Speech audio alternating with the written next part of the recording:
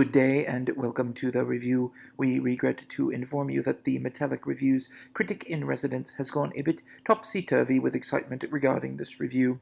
In the past hour, he has drunk 3 gallons of milk, spontaneously materialized a piano, and played the opening of Bohemian Rhapsody, and announced his intentions to enter himself into the local dog show.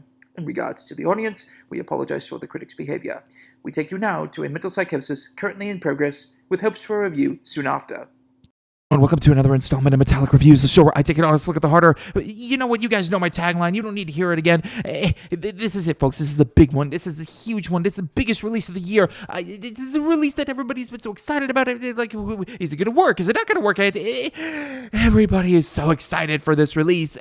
Well, okay, a good chunk of the fan base is, but maybe I don't know what people's preferences are. Yes, folks, this is the big one.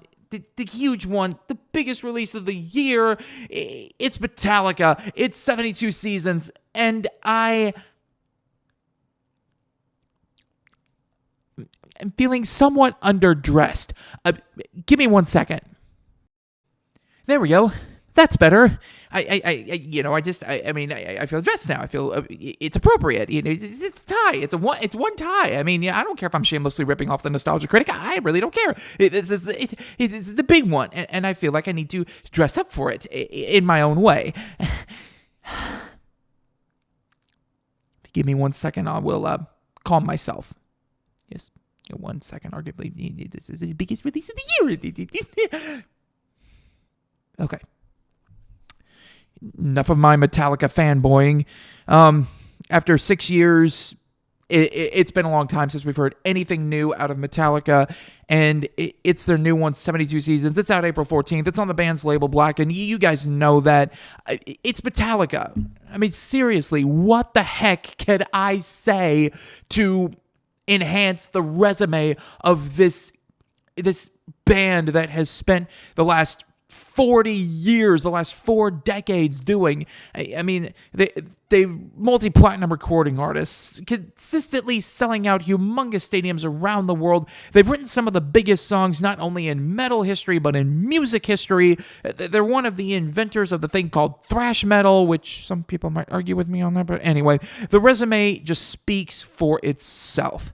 And they spent the better part of the 80s perfecting thrash metal on a couple of real classic albums called Ride the Lightning and Master of Puppets. By the way, incidentally, Master of Puppets is my favorite metal album of all time.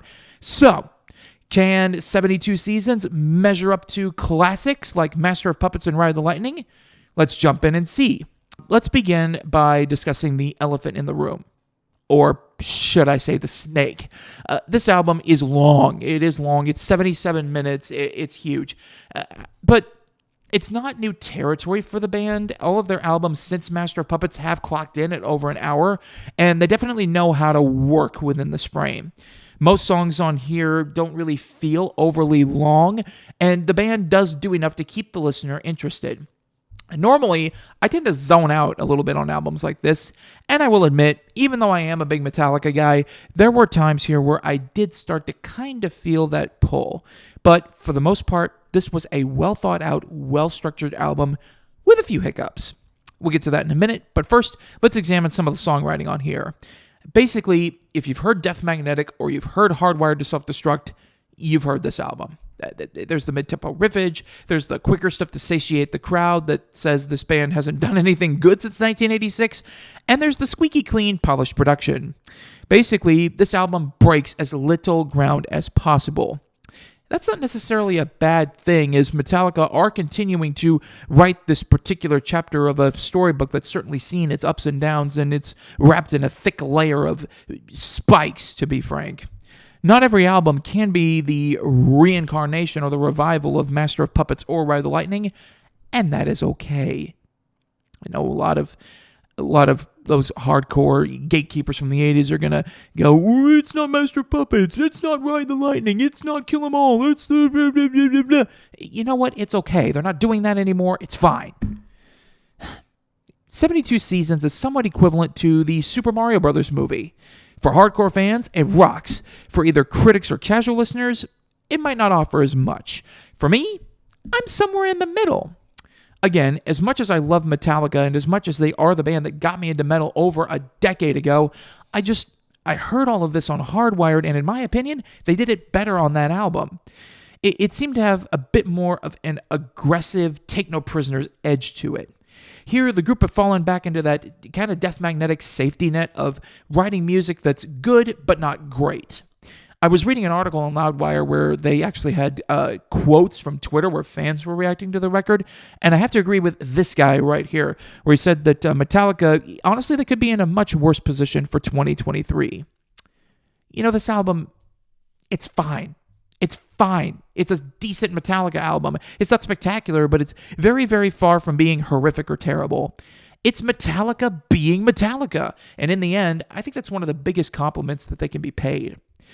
I do have a couple of beefs with the album, though. One is in the album's closer, Inamorata, and the other is the album's lead single, Lux Eterna.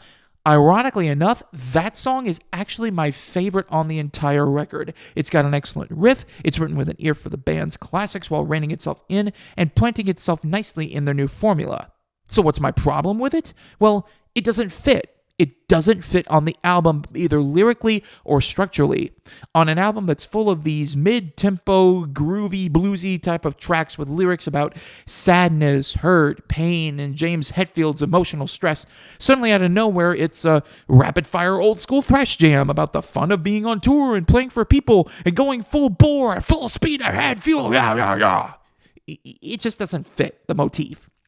As for the ending song, I don't want to sit through over an hour's worth of what are essentially the same songs, only to get smashed with an 11-plus minute monstrosity that tries to jumble everything together and works in some ways, doesn't work in other ways, and just kind of leaves you wanting more. But overall, the album is a good Metallica record. It's not a great Metallica record. I've heard these guys do all this before and better. While it does ride that fine line between pleasing all aspects of the fan base, it certainly won't win any Album of the Year awards, at least in my opinion. That said, it is always enjoyable to put the legends on for a spin, and if you're just looking for a solid Metallica album to jam out to through your day, yeah, I'd recommend giving it a spin. I'm giving 72 Seasons a good, nowhere near great, run-of-the-mill 3.5 out of 5. Thanks so much for watching. Click like and do not forget to subscribe for more Metallic reviews. Next time, we're going to be heading very, very hard away from the mainstream into the underground and examining an album by some post-black depressive maniacs from Oakland as we dive into dawn of Ouroboros's new album, Velvet Incandescence. I do hope you'll join me.